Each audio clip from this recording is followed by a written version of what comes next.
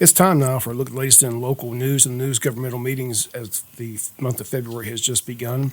Tonight at 6 p.m., the County Commissioners meet for their monthly meeting at the County Commissioners Meeting Room. Here's a look at their agenda at 6 p.m. Under old business, consider and approve update to animal control ordinance. Also, they have an aging advisory committee appointment on the agenda. Also, consider and approve J.C. landing agreement with the Wayne County Tourism Board. Under new business, consider and approve resolution relating to the Wayne County School Board's general obligation bonds. Consider and approve bids for an F-350 truck for road department. Consider and approve bids for courthouse doors and windows. And consider and approve local victim assistance funding distribution. Items with the administrator, items with the county clerk, items with the commissioners, all that's set for tonight at 6 p.m. City of Jesup Commissioners meet twice on Tuesday, February the 4th. The first is a called work session at 5:30 before their 7 p.m. meeting tomorrow to discuss House Bill 581.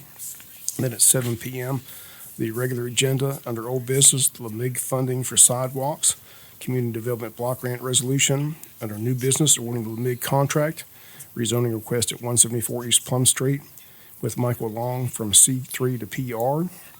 Also on the agenda, awarding a bid for police car SPLOST 5 purchase, discussion of a Bland Park addition with Mayor Ralph Hickox, discussion of strategic plan and budget planning, second quarter financial review, executive session for personnel and legal, items with the city manager, items with the commissioners, items with the mayor, all that's set for Tuesday, 7 p.m. after their work session at 5:30 p.m. City of Jesup officials still waiting the results of that autopsy from the GBI crime lab concerning that body that was discovered January 24th, where a structure fire occurred earlier on January 6th at 204 North Palm Street in Jesup. City Manager Nick Ellis sent out a press release last week saying they're conducting a full investigation and review of all internal protocols and procedures used by the Jesup Fire Department, as well as supporting the State Fire Marshal's Office and the Jesup Police Department in their investigations. Ellis says the City of Jesup is dedicated to obtaining the facts and reviewing the policies and procedures of the fire department in order to adequately address the incident and future structural fires. Ellis says he also expects the police chief to request GBI to investigate to assist if there's any indication of any foul play in this incident. The results of the autopsy will be the first thing needed. That will answer a lot of unanswered questions.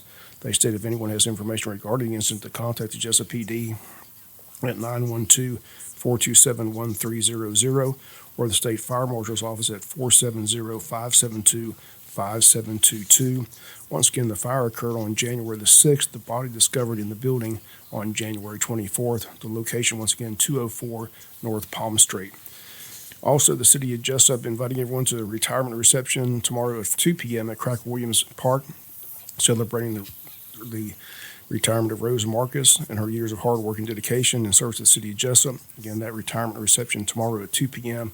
at Cracker Williams. The public is invited to attend. We'll be back with more news after this word from our sponsor, other commercial messages, so please stay tuned. In other news, week 2 of the trial against former district attorney for the Brunswick Judicial Circuit, Jackie Johnson, begins today back at the Glenn County Courthouse. She's charged with 2 counts. One is a felony, violation of her oath of office, and count 2 is a misdemeanor, obstruction of a police officer. Case against her took a significant blow Thursday in court as a police supervisor took the witness stand and testified that Johnson never obstructed her during the investigation into the killing of Ahmaud Arbery. Stephanie Oliver, Glenn County's assistant police chief, is one of the 2 officers named in the indictment, but charges Johnson with directing that Travis McMichael not be placed under arrest. McMichael is the man who was on the video shooting Arbery at the point-blank range. Called as a prosecution's witness on Thursday, Oliver denied under cross-examination any effort by Johnson or anyone in her office to obstruct the investigation. Oliver testified, quote, "I never had any interaction with Ms. Johnson during this case," end quote. Another key witness was former assistant DA from Waycross, George Barnhill. He testified on Friday. He is the person who Jackie Johnson, when she recused herself, took over the case. On Friday, Barnhill testified that Johnson asked him to meet with Glenn County police officers after the shooting. Barnhill testified that the Glenn County police had already made up their minds that this was a self-defense case and no one involved needed to be arrested. Barnhill stated that they never asked any questions. They didn't need a warrant. Barnhill said he saw nothing to disagree with and told officers that he agreed. Under cross-examination, Barnhill testified that Jackie Johnson never ordered him to make sure Greg McMichael was okay. Barnhill says Johnson never gave him any instructions or direction involving this case. Barnhill eventually would recuse himself as well from the case, as well as the defense has filed a motion to have the felony count thrown out. Judge Turner says he'll make a ruling on that motion sometime this week, but the prosecutors have yet to call a witness to the witness stand to say that Johnson interfered in this Ahmaud Arbery case. Once again, the case resumes today, expected to last throughout the week at the Glenn County Courthouse. Fort Stewart has identified the 2 soldiers who lost their life in that tragic Thursday night crash at Fort Stewart. 2 soldiers, Staff Sergeant Shelby Butner and Specialist Jacob Mullen, both motor transport operators who died in a single vehicle accident during a field training exercise. Officials from Fort Stewart released the following statement. They state, "We are heartbroken about this tragic accident and will do everything we can to support the soldiers, families, and friends during this incredibly difficult time. The entire division extends our deepest condolences to the families of the soldiers who died in this accident." Butner was age 26, a Missouri native, had served in the Army for 9 years. Mullen, age 25, a Maryland native, served in the Army for 7 years. Both were assigned to the 6th Squadron, 8th Cavalry Regiment, 2nd Armored Brigade Combat Team, 3rd Infantry Division at Fort Stewart. We'll be back with some final news notes after this word from our sponsor, the commercial messages, so please stay tuned.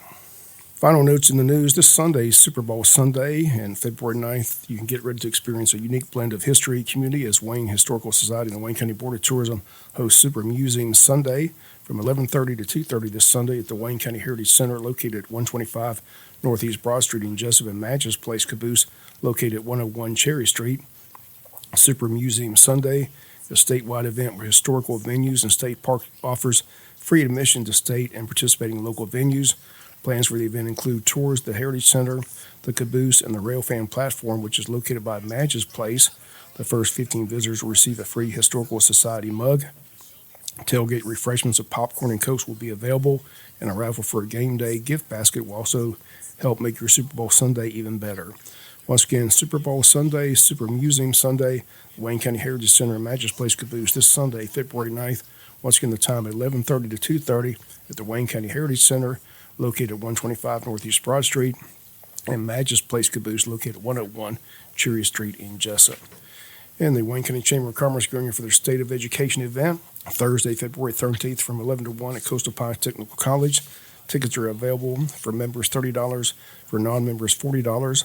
Featured speakers on the program will be Lonnie Roberts, president of Coastal Pines Technical College, Tony Williams, Wayne County School Superintendent, Richard Rentz, Superintendent of Coastal Plains High School, Sherry Bowen, Head of School of Wayne Christian Academy, and Dr. Reggie Burgess with Partners in Education.